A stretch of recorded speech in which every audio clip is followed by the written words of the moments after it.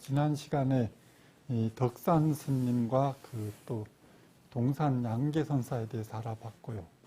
오늘은 이 이제 그 선종의 역사가 이렇게 이제 깨달음을 얻은 그 조사 스님들에 의해서 펼쳐지는 그런 이제 인물의 역사라고 할 수가 있습니다. 그 깨달음을 얻으신 그 조사 스님들과 그 또 이제 제자들을 또 깨달음으로 이끌어가는 그런 과정에서 또 그런 기연들을 모은 것이 또 화두가 되고, 그렇게 또 이심전심 스승과 제자 간의 사자전승으로 이렇게 이제 많은 또 선지식들이 배출이 되고, 그러면서 선종이 이렇게 전성기가 펼쳐졌다, 이렇게 이야기를 할 수가 있습니다. 이 여러 그 화두 중에서 그 가장 중요한 유명한 화두가 이 조주 무자 화두라고 할 수가 있습니다.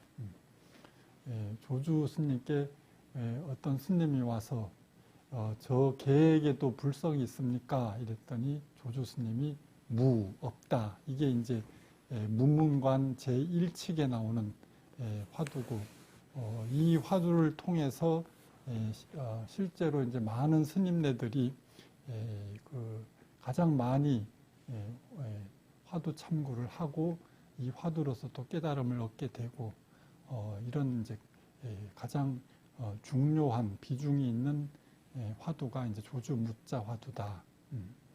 이 조주 스님은 그 어려서 이렇게 이제 출가를 하셔서 이제 그 이제 스승인 남전 스님을 만나 뵈는데, 그 처음 이제 조주가 이 남전 스님을 찾아뵐 때 이제 남전 스님이 이제 좀 침상에 이렇게 누워 있었던 모양입니다. 쉬고 있었는데, 조주 이제 어린 좀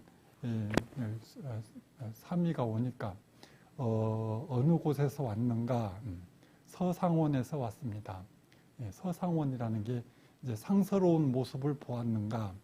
상서로울 서자에다가 이제 모양 상자 하니까 이제 그 말을 받아서 이제 상서로운 모습은 보았는가? 이랬더니 어린애가 상서로운 모습은 보지 못하고 누워있는 부처를 보았습니다. 이렇게 한마디를 딱 하니까 이 남전 스님이 깜짝 놀라서 일어나가지고 내가 주인이 있는 삶이냐 없는 삶이냐 이랬더니 주인이 있는 삶입니다.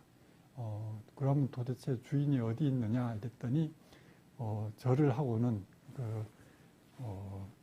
겨울이 깊고 날씨가 차니까 화상께서는 존체를 보존하십시오, 이렇게 인사를 하는 겁니다. 그러니까 이제 그 남전 스님을 이제 스승으로 이렇게 모시겠다고, 이렇게 어린 사미가 이렇게 이제 벌써 어린 나이부터 이게 똑소리가 나잖아요. 이제 이 남전 스님께 이 조주 스님이 하루는 이제 도가 무엇입니까? 이렇게 여쭈니까 이 남전 스님이 평상심이 도이다. 저번에 평상심 시도 이게 마조 스님이 말씀하셨었죠. 요 남전 스님도 똑같이 이제 평상심이 도이다 이랬더니, 그렇다면 그것을 향해 닦아 나아갈 수가 있습니까? 이랬더니 그것을 향해 나아가려고 헤아리려고 하면 어긋난다. 헤아리지 않으면 어찌 도를 알 수 있습니까? 도는 아는 데 속하지도 않고 모르는 데 속하지도 않는다. 안다고 하는 것은 거짓으로 깨닫는 것이고, 모른다고는 것은 무기이다. 만약 참으로 헤아리지 않는 도를 통달하면 마치 허공과 같아서 확연하고 탁 트이고 넓어진다. 어찌 억지로 옳으니 그러니 할 수 있겠는가? 그러니까 이 도라는 것이 아는 데 있지도 않고 모르는 데 있지도 않다. 그러면 도대체 어찌 하란 말입니까? 그러니까 알고 모르고 이전에 그대로 확연하게 드러나 있는 것이다. 생각으로 알고 모르고 있는 게 아니라 있는 그대로의 그 자체를 그대로 보는 건데 이게 이제 이 한마디에 이제 조주 스님이 깨달았다. 이게 이제 무문관 또 제 19측에 나오는 겁니다. 이렇게 보면 어린 나이에 이게 출가하고 그 순수한 마음 그리고 또 도를 구하는 그런 무엇이 돕니까? 이렇게 도를 구하는 간절한 마음 이런 마음들이 이제 깨달음으로 이끌어 주는데 이렇게 이제 이 조주 스님은 뭡니까 80이 되도록 이렇게 행각을 이절저절 다니면서 또 이 이후로도 이렇게 또 여러 군데 큰 스님들을 찾아다니시면서 수행을 하시고 80이 돼서야 이게 관음원이라고 조주성에 관음원이 있는 모양입니다. 거기 이제 거주하면서 120살이 되도록 그러니까 80부터 120살까지 40년을 계시면서 이제 여러 사람들한테 이렇게 이제 가르침을 베풀고 그래서 검소하고 뭐 일체 뭐 다른 사람한테 뭐 시주를 권하거나 뭐 이런 거 일체 없이 그렇게 검소하게 사시면서 그래서 조주 고불이다 부처와 같은 그런 존경을 받았습니다. 이 조주 스님의 선시 중에 우리가 봉암사 가면 그 종각에 이게 주련이 이 조주 스님 개송이에요. 춘유, 백화, 추유월. 봄에는 여러 가지 온갖 꽃들이 피고 가을에는 달이 밝은데 달이 비춘다. 하유, 양풍, 동유설. 여름에는 시원한 바람이 불고 겨울에는 눈이 내린다. 양무한사, 괴심두, 갱시인간, 호시절이라. 쓸데없는 생각만 마음에 두지 않으면 양무한사, 괴심두, 쓸데없는 생각만 마음에 두지 않으면 이대로가 바로 좋은 시절이다. 이렇게 뭐 봄에는 꽃 피고 여름에는 바람 불고 가을에는 달이 있고 겨울에는 눈이 오고 이게 너무나 자연스러운 일상 살아가는 이 생활 자체가 그대로가 도인데 사람들은 스스로 쓸데없는 생각으로 항상 옳으니 그러니 좋니 나쁘니 스스로 힘들게 산다. 이게 뭡니까? 본시 그냥 자기 마음만 그런데 두지 않으면 그대로가 도가 이렇게 억지로 찾고 어떻게 할 게 아니라 그대로가 이게 편안한 좋은 도의 세계이다. 이렇게 이제 조주 스님이 이제 말씀을 하시는 겁니다. 이 조주 스님은 가장 많은 또 화두를 남기셨죠. 아까 말한 가장 유명한 그 조주 무자 화두도 있고 또 이제 많이 아시는 그 정전 백수자 달마대사가 소쪽에서 오신 뜻이 무엇입니까? 그랬더니 뜰 앞에 잣나무다. 이게 이제 도가 무엇입니까? 하고 똑같은 말이죠. 그러니까 뜰 앞에 잣나무다. 이게 이제 무문관 37칙에 나오는 그 유명한 이제 정전 백수자가 있고 또 이제 끽다거도 있죠.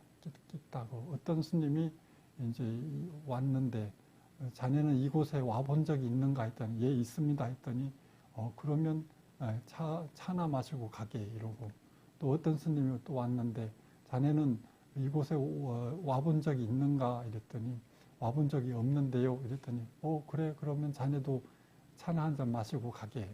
옆에 있던 다른 원주 스님이 아니 아까도 그 스님 와본 적이 있다는 사람한테도 차 마시라고 그러고 와본 적이 없다는 사람한테도 차 마시라고 그럽니까? 무슨 뜻입니까? 이랬더니 원주 그러면 자네도 차나 한 잔 마시게. 이 유명한 이제 조주 스님의 끽다거라는 그런 또 화두가 있고 이 이 조주 스님의 여러 가지 이제 화두가 있는데, 이렇게 이제 깨치는 것이 지극히 이제 뭐 별 어렵지 않게 이렇게 쉽게 깨치는 분도 있고, 또 이제 대표적으로 가장 힘들게 어렵게 깨치신 분이 영운 스님이라고, 이 스님이 이제 위산 스님 이렇게 밑에 있으면서 30년을 이렇게 막 애써 정진하고 하다가, 그렇게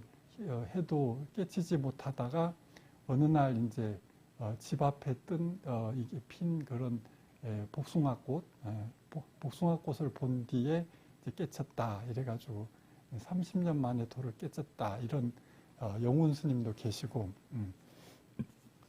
또 이제 장경 스님이라고 이제 13살에 출가해서 막 사방 선지식을 찾아다니고 이렇게 유명하신 분들 찾아다니다가, 그래서 이 유명한 이제 12년 동안 방석 7개를 딸과 헤어졌다. 이게 이제 12년 동안 얼마나 열심히 참선을 하고 이렇게 애를 썼으면 그 방석 7개가 떨어졌다, 이렇게 해서 이게 유명한 좌파 7개 포단, 앉은 자리에서 그렇게 7개의 좌복이 떨어졌다, 그래서 그렇게 열심히 참고하다가 이제 어느 날 문득 이제 아침에 이제 공부하는 선방에 이제 주렴이 있죠. 발을 갖다 이렇게 걷어 올리다가 문득 이제 깨달음을 얻게 되는 겁니다. 그래서 그동안 어긋났네 발을 걷어 올리니 천하에 가득하더라, 이렇게 권상염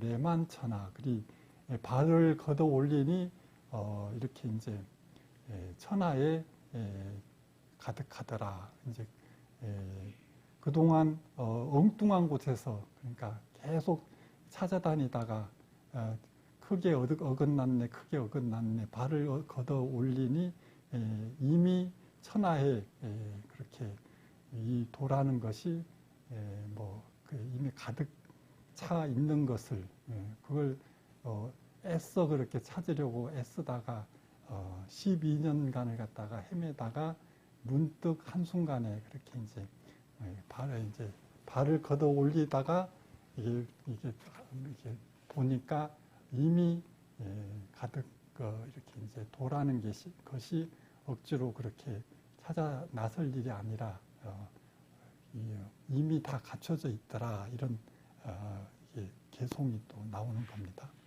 아까 그 영운 스님이나 이 장경 스님이나 그런 이제 이렇게 이제 깨달음을 오랫동안 그렇게 찾아 나서는, 그러니까 이제 일구월심이라고 그러죠. 일구월심. 한 생각이 간절하게 변하지 않으면 인연이 되면 언젠가는 깨닫게 되는 날이 올 것이다. 그래서 깨치지 못할 것을 걱정하지 말고, 그만 사람들은 이제 안 된다고 이제 스스로 그만두게 될 것을 염려하라, 이렇게 한 생각이 변치 않으면 언젠가는 이제 시절이 오면 자연스럽게 그런 깨달음의 순간이 오는데, 사람들은 지레 된다 안 된다 나는 왜 이러나 해서 스스로 퇴굴심을 내고 스스로 물러설 뿐이다,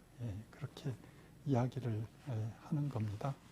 그래서 마음만 변치 않으면 무슨 일이든지 이게 내 마음이 이제 내 마음이 경계에 흔들려서 문제지, 마음이 변치 않으면 뭐 걱정할 게 뭐가 있겠습니까? 되든 안 되든. 그리 내 마음이 변치 않으면 그거는 뭐 언젠가는 되는 거잖아요. 그러니까 이게 이제 그렇게 이야기를 할 수가 있고,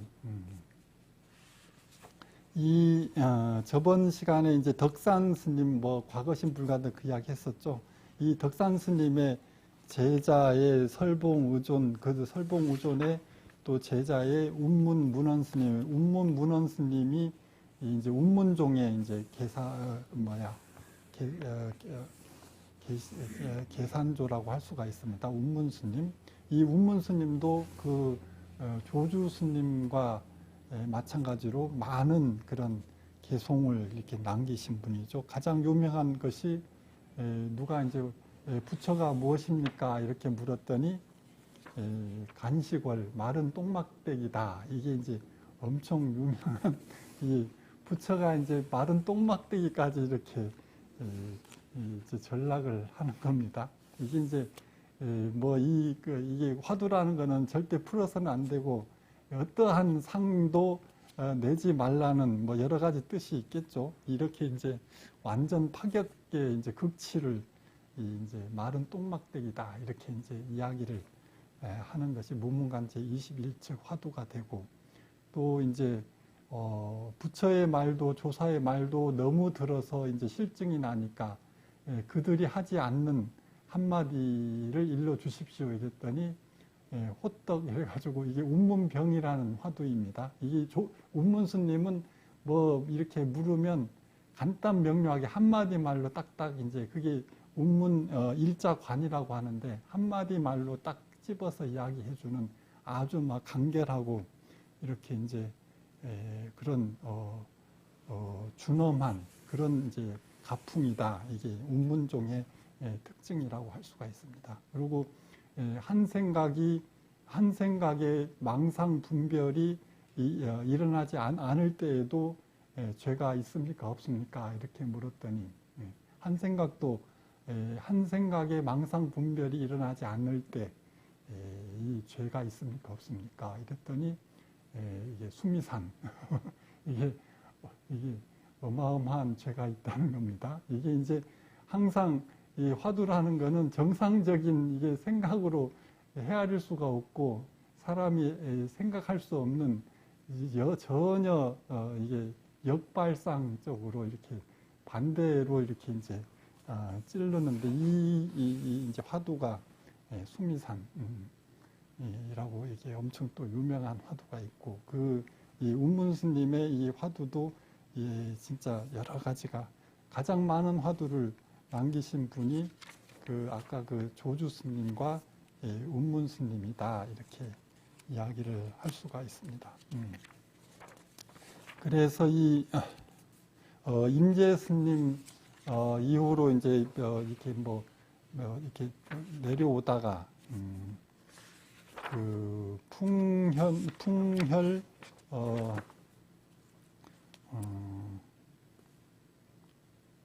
풍혈 연소 스님이 계시는데 풍혈 연소 스님 이제 임재선사의 이제 5대 손이라고 합니다. 이 4대에서 이제 수산 성념 스님이 이제 계시는데 이제 출가한 후에 이제 법화경을 3000번 읽으신 이제 법화경을 계속 공부를 하셨는데 법화경을 공부하시다가 이 풍혈 연소 스님 회상에 갔을 때 이 풍혈 연소 스님이 막 대성 통곡을 하고 막 크게 큰 소리를 내고 울고 있으니까 이 수산 스님이 가까이 가가지고 스님 도대체 왜 그러십니까? 풍혈 선사가 임재의 법맥이 내게서 이제 그만 끊어지는 것이 너무 슬퍼서 이렇게 그렇게 울고 있다 이래가지고 우리 수산 스님이 얼마나 그러면 안 됐습니까? 그래서 저라도 스님의 법을 이으면 되지 않겠습니까? 이랬더니 자네는 법화경을 계속하고 법화경에 걸려 있어서 어떻게 될 수가 있겠나 이랬더니 그러면 제가 법화경을 버리겠습니다. 이러고 이제 그러면 좋지 해서 이제 지금까지 해오던 그 법화경 하던 것을 이 순간에 이제 버려버리고 이제 이 풍열 스님의 가르침을 받아서 이제 깨우침을 얻고 이렇게 이제 또 다시 임재 스님의 법을 이제 계속 이어갔다. 우리가 이제 이 법맥이라고 하는데, 법맥이 이제 5종, 다른 운문종, 법안종에서 쭉 이어지는데, 이 이제 가장 오랫동안 이어져 내려온 것이 이 임재, 임재 스님의 법맥이죠. 임재종의 법맥이 계속 이어져 왔는데, 이 얼마나 이게 제자를, 자기 법을, 이게 내려줄, 이렇게 이제 제자를 하나, 키우는 것이 가장, 중요한 거 아니겠어. 일반, 속가에서도 자기, 이제, 요즘은 이제 그런 의식이 많이 없어졌지만, 옛날 같으면 자기 가문에 그걸 대를 잇지 못하는 것이 가장 큰 이제, 그 가문의 가장 큰 죄라고 할 수가 있는데, 다른 가문도 중요하지만 이 법맥이 끊어진다는 것이 얼마나 그렇게 막 한이 맺혔으면, 이게 제자를 제대로 기르지 못하면 이렇게 이제 막 대성통곡을 하고, 그렇게 간절한 마음으로 이렇게 이제 또 제자를 지도하고 해서 그 법맥이 그렇게 이렇게 이어져 가는 겁니다.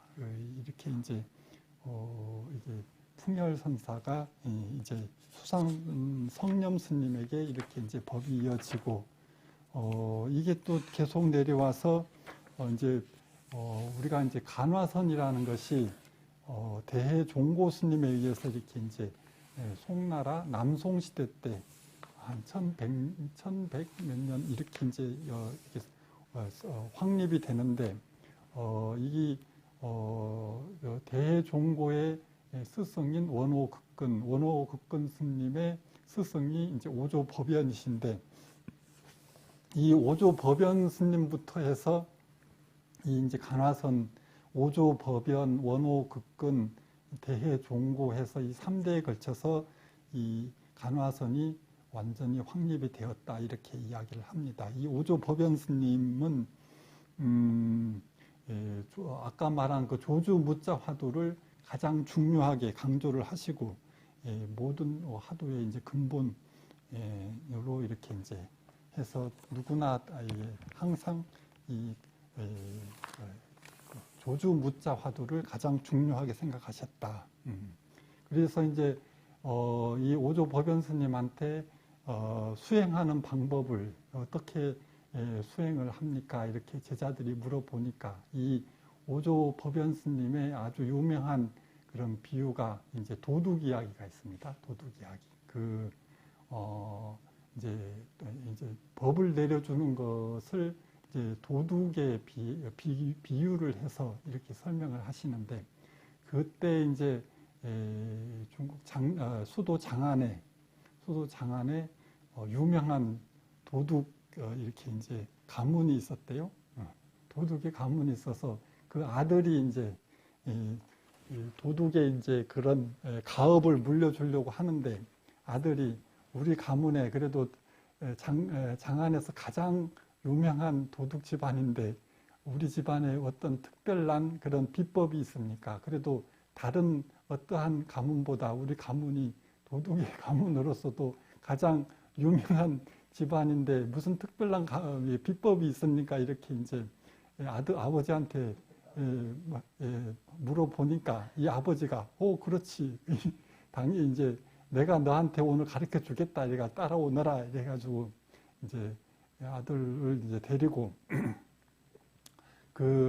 이제 가장 부잣집에 담을 넘고 들어가서 이제 같이 이제 이제 방 안에 들어가서 저 옷장을 열고 한번 들어가 봐라. 그랬더니 아들이 이제 아버지가 시키는 대로 옷장 열고 뭐 귀중한 게 있을까봐 옷장 열고 들어갔더니 밖에서 문을 덜컥 잠가버려가지고 옷장 문을 덜컥 잠가버리고는 도둑이야 해놓고는 이제 아버지는 그냥 도망가 버리고, 그러니까 집안 사람들이 벌컥 이제 놀래가지고 다 일어나가지고 이게 이제 이 아들이 이게 뭐 숨어 있는 데를 이제 도둑을 찾으려고 할 거 아닙니까? 그랬더니 아들이 이제 놀래가지고 이게 이제 어떻게든 빠져나와야 되니까 이게 옷장 안에서 쥐 소리를 냈답니다. 찍찍거리고 쥐 소리를 냈더니 이제 사람들이 옷장 안에 쥐가 있는 줄 알고 이제 문을 여는 순간 밀치고 또 이제 뛰쳐나왔는데 또 사람들이 쫓아나오니까 도둑을 잡으려고 따라오니까 막 그 뒤편에 이제 우물 속에다가 이제 그 큰 돌을 풍덩 던지니까 사람들이 그 우물 속에 빠진 줄 알고 그걸 찾는 그 동안에 이제 겨우 빠져나와 가지고 이제 집에 와서 아버지를 보고 아니 아들을 죽일 일이 있습니까? 이랬더니 아버지가 하시는 말씀이 나도 그렇게 배웠다 이렇게 이제 이게 이제 바로 이게 우리 집안에 대대로 내려온 비법이다. 이게 뭐냐 하면 누구한테 이래라 저래라 배우는 게 아니고 요즘 뭐 이게 자식들 뭐 좋다고 해서 막 있는 거 없는 거 제대로 가르치려고 하다 보면 오히려 더 어긋나자 잘못될 이게 의지 박약이 많아요. 근데 이제 이렇게 모든 거는 스스로 터득하는 것이지 비법이라는 게 수행법이라는 게 따로 어떻게 정해져 있는 게 아니라 스스로 터득하는 것이다. 그것이 제대로 살아있는 법이지 누가 이래라 저래라 가르쳐주고 어떻게 뭐 이게 뭐 이렇게 가르쳐준다고 되는 것이 아니다. 이런 이제 그러고 살고 죽고는 이제 자기의 이제 능력 따라 그러다가 잡혀 죽으면 내 자식이 아닌 겁니다. 이제 그래 이제 이 선문에 이제 이 사자가풍이라는 게 있어요. 사자도 키울 때 새끼들을 몇 마리 있으면 절벽 아래로 떨어뜨려서 이게 자기 힘으로 기어 올라오는 사자만 키우지 이제 못 올라오면 그대로 죽는 것이고 이게 이제 강한 이렇게 그 힘을 갖다가 길러주는 가장 최상의 방법이다. 이래서 이게 수행법에는 이렇게 뭐 자꾸 이렇게 도와주고 잘해주고 뭐 이렇게 해주는 게 아니고 스스로의 힘으로 스스로 헤쳐나올 수 있도록 이렇게 강하게 이렇게 이제 그 막바지 사람의 이게 마음을 깨치게 하는 것은 어떻게 이렇게 가르쳐 준다고 되는 게 아니라 이 막바지 상황에서 한계 상황에서 그걸 헤쳐나오는 그런 마음이 이게 그러니까 사량 분별 생각하는 것이 모두 이게 도저히 어떻게 해볼 수 없는 그 상황에서 이게 이제 마음이 발현되는 것이지 사람이 조금만의 틈이 있으면 자꾸 이제 생각으로 헤아려서 생각으로 자꾸 이 답을 찾고 이렇게 하거든요. 그러게 되면 이제 마음이 발현될 수가 없다. 그래서 이제 참선하는 화두가풍에서는 이게 이제 사람을 제자를 그렇게 이제 막바지 한계 상황으로 몰고 가는 것이 가장 큰 자비문중이다 이렇게 이야기를 할 수가 있습니다. 이게 이제 이게 그래서 이게 백척간두 진일보 뭐 현해살수 장부와 뭐 낭떠러지에서 손을 놓을 수 있는 사람이 이제 큰 대장부다 이렇게 항상 이렇게 이제 그런 극단적인 이야기를 한계 상황을 연출하는 것이 오히려 스승의 자비심이다 이렇게 이야기할 수가 있습니다. 그 전에 어떤 스님이 뭐 친절한 간화선이라고 책을 냈는데 이게 간화선 가풍은 실제로 이게 친절하다는 게 아니라 제자를 사지로 몰고 가는 이것이 가장 큰 오히려 역설적으로 가장 큰 자비심이다 이렇게 이야기를 할 수가 있습니다. 오늘은 여기까지 하겠습니다.